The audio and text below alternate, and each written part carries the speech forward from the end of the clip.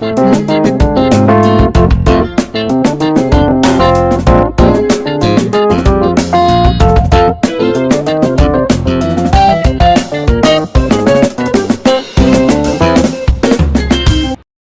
kriminologi. Topik ke-24 dari 75 topik.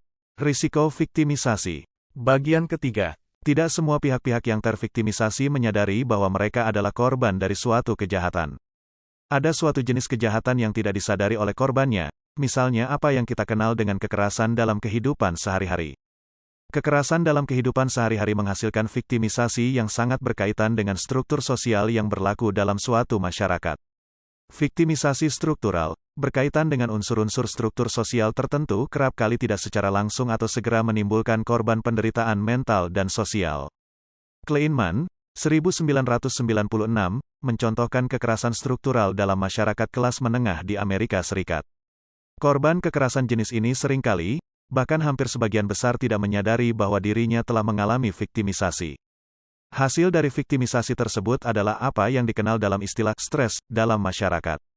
Stres tersebut dihasilkan dari rutinitas dan padatnya pemanfaatan ruang dan waktu yang harus dilakukan oleh individu-individu guna dapat bertahan hidup dalam pola budaya masyarakat mereka. Secara langsung maupun tidak langsung, struktur pekerjaan dan kesempatan untuk pemenuhan kebutuhan hidup yang ada di dalam masyarakat kemudian dapat memunculkan struktur gaya hidup tertentu. Struktur gaya hidup yang muncul dan tidak dapat dihindari sebagai konsekuensi jenis pekerjaan, penghasilan, tempat tinggal dan aktivitas rutin pada masyarakat kelas menengah di kota-kota tersebut, pada gilirannya, telah mengekspos mereka ke arah kemungkinan menderita, stres, ataupun menjadi sasaran potensial pelaku kejahatan. Pada konteks semacam inilah banyak warga masyarakat mengalami viktimisasi, walaupun mereka sendiri tidak menyadarinya. Contoh ini dikemukakan oleh Kleinman, 1996, adalah kasus penderita hemofilia. Para penderita hemofilia tersebut banyak yang mengalami viktimisasi dalam pola pelayanan kesehatan yang telah terstruktur dalam masyarakat Amerika Serikat. Mereka menjadi korban berjalannya pola pemenuhan kebutuhan pelayanan kesehatan yang dipercaya dapat memberikan perawatan dan pelayanan kesehatan untuk mengatasi penyakitnya. Kasus penderita hemofilia tersebut adalah tipikal bagi korban kekerasan kejahatan white-collar crime. Pada umumnya, korban tidak menyadari bahwa dirinya menjadi korban, kecuali jika ada konsekuensi langsung yang terjadi pada korban akibat kekerasan yang dialami. Pihak perusahaan penyedia darah, bukan saja mengabaikan ketentuan untuk melakukan pemeriksaan darah yang akan ditransfusikan, melainkan juga mengabaikan keselamatan kelompok masyarakat atau komunitas yang memerlukan transfusi darah. Pelaku white-collar crime dalam hal ini adalah lembaga penyedia jasa pelayanan yang bertugas memberikan pelayanan kesehatan terhadap para penderita hemofilia. Korban sangat tergantung pada lembaga pelayanan kesehatan ini untuk mendapat perawatan medis. Mereka mempercayai lembaga tersebut untuk merawat kesehatannya berkaitan dengan penyakit hemofilia yang mereka derita. Dapat dikatakan bahwa korban berada dalam posisi yang rawan untuk terjadinya perlakuan salah dari lembaga kesehatan tersebut. Dalam konteks ini, kekerasan dapat terjadi karena pengabaian peraturan-peraturan yang terinstitusi oleh institusi tertentu.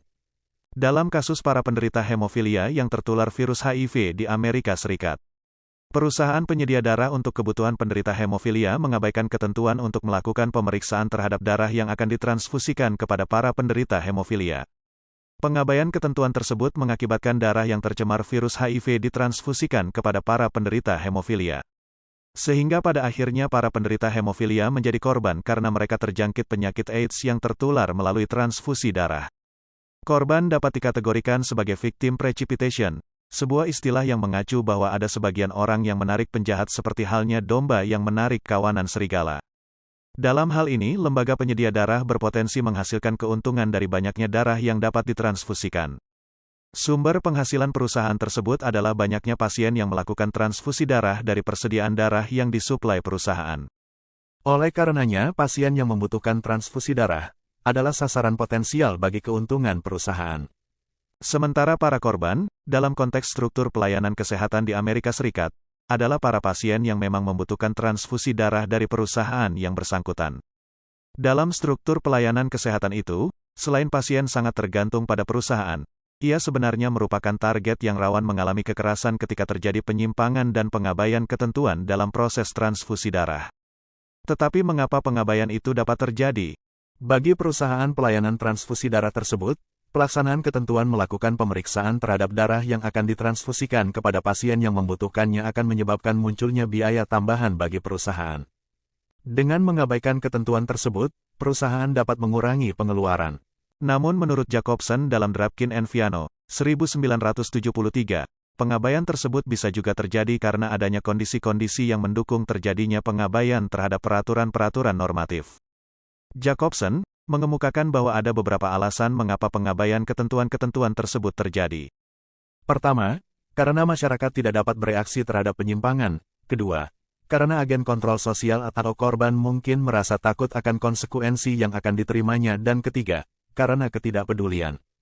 Kemungkinan pertama bahwa masyarakat tidak dapat bereaksi terhadap penyimpangan, karena ketidaktahuan atau terbatasnya sumber daya untuk bereaksi. Dalam contohnya, Kleinman, 1996, menggambarkan bahwa kelas menengah di China sebenarnya menyadari terjadinya kekerasan terhadap mereka. Namun keterbatasan-keterbatasan sumber daya yang dimiliki oleh korban membuat mereka tidak dapat bereaksi terhadap adanya kekerasan tersebut. Dalam kasus ini juga digambarkan adanya ketakutan dari para korban kekerasan terhadap konsekuensi yang mungkin akan mereka terima bila bereaksi terhadap pelakunya, yaitu rezim penguasa China. Kondisi tersebut menghasilkan kekerasan yang berlarut-larut sehingga para korban yang mengalami viktimisasi akibat tekanan-tekanan kekuasaan politik mengalami rasa takut dan kemarahan yang mendalam namun terpendam. Kekerasan dalam kehidupan sehari-hari juga dapat terjadi dalam pengalaman kolektif dan dalam subjektivitas pengalaman pribadi. Kekuasaan politik dan ekonomi dalam skala besar, perang, restrukturisasi ekonomi, mempunyai kekuatan untuk menerjang tekanan-tekanan konteks lokal, menguasai hubungan kekuasaan lokal, untuk membuat kelas-kelas sosial tertentu menjadi korbannya. Gerakan politik untuk mendorong kekerasan komunal dapat menjadi fenomena nasional maupun regional. Tetapi dalam menentukan siapa yang akan diserang, apakah akan melindungi tetangga, atau kapan menjadi kawan adalah proses lokal yang muncul dari konteks hubungan-hubungan sosial.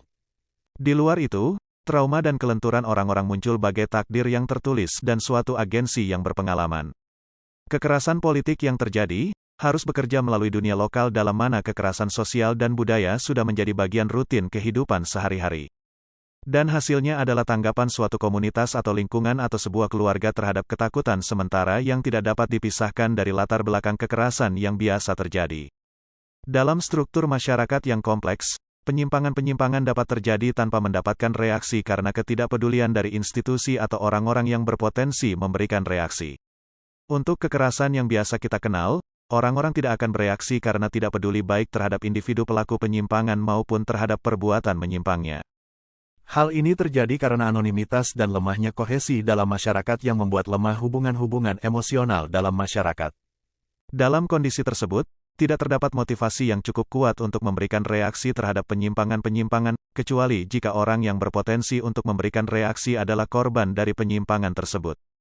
Selain itu ada nilai-nilai lain seperti egalitarianisme dan kebebasan pribadi, yang dapat digunakan oleh pelaku untuk menyangkal legitimasi orang yang memberikan reaksi terhadap penyimpangannya. Pihak yang memberikan reaksi dapat dianggap telah mencampuri urusan pribadi pelaku dan pada gilirannya korban justru dapat dipandang sebagai penyimpang.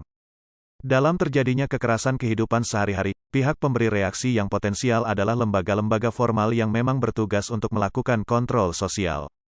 Lembaga tersebut mempunyai monopoli atas hak untuk menegakkan kepatuhan dan memberikan hukuman terhadap para penyimpang.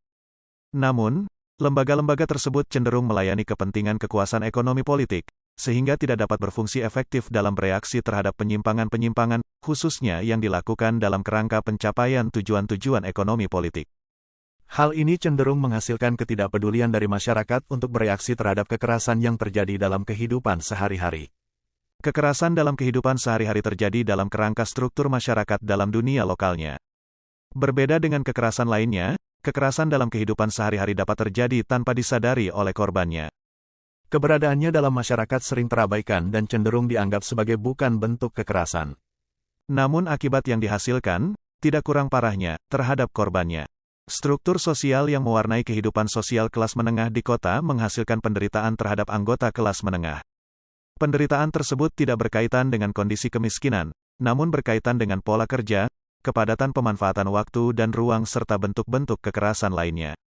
Kekerasan sehari-hari dalam masyarakat kelas menengah kota dapat terjadi sebagai proses adaptasi anggota-anggota masyarakat terhadap struktur sosial budaya di kota. Hal penting yang perlu digarisbawahi adalah bahwa berlangsungnya kekerasan tersebut dapat terjadi karena tidak adanya reaksi yang dapat dipersepsikan sebagai sanksi negatif terhadap pelakunya. Reaksi terhadap kekerasan tersebut tidak muncul terutama karena kekerasan dalam kehidupan sehari-hari tidak dipandang sebagai kekerasan. Tetapi dalam masyarakat sendiri terdapat beberapa kondisi yang menjadi penyebab tidak munculnya reaksi tersebut, yaitu karena masyarakat tidak dapat bereaksi terhadap penyimpangan, karena pihak-pihak yang berpotensi memberikan reaksi merasa takut terhadap konsekuensi yang akan dihadapi jika reaksi diwujudkan, dan karena ketidakpedulian terhadap pelaku dan penyimpangannya. Kekerasan dalam kehidupan sehari-hari cenderung dipandang sebagai bukan kekerasan oleh masyarakat. Diperlukan pemahaman tersendiri supaya dapat mengkategorikannya sebagai suatu bentuk kekerasan. Oleh karena itu penting dilakukan studi guna memperoleh pemahaman terhadap bentuk-bentuk kekerasan sehari-hari lainnya yang tersembunyi dalam konteks kehidupan sosial budaya. Studi yang dimaksud dapat dikembangkan untuk memperoleh pemahaman mengenai faktor-faktor dalam struktur sosial, guna yang menjadi penyebab terjadinya kekerasan dalam kehidupan sehari-hari. Pemahaman tersebut menjadi penting dalam rangka melakukan pencegahan terhadap terjadinya kekerasan dalam kehidupan sehari-hari. Di samping itu, pemahaman terhadap akar terjadinya kekerasan dalam kehidupan sehari-hari dapat memberikan sumbangan yang besar dalam melaksanakan program-program yang bersifat rehabilitasi dan pelayanan terhadap korban kekerasan dalam kehidupan sehari-hari. Inilah materi ke-24 Teori Kriminologi. Channel ini membantu memahami mata kuliah bagi para mahasiswa di perguruan tinggi manapun di Indonesia, maupun masyarakat umum. Video tutorial ilmu hukum, ilmu pemerintahan, ilmu komunikasi, ilmu manajemen, ilmu administrasi, dan lainnya disajikan di channel. Video tutorial dituturkan dan disubtitelkan agar dapat ditonton, dibaca sambil didengarkan. Untuk pemahaman yang lebih baik, putar dan dengarkan video tutorial berulang-ulang. Subscribe dan like, agar Anda mendapatkan update tutorial lainnya. Bagikan link video ini, agar teman lain juga mendapatkan manfaat channel ini. Sampai jumpa.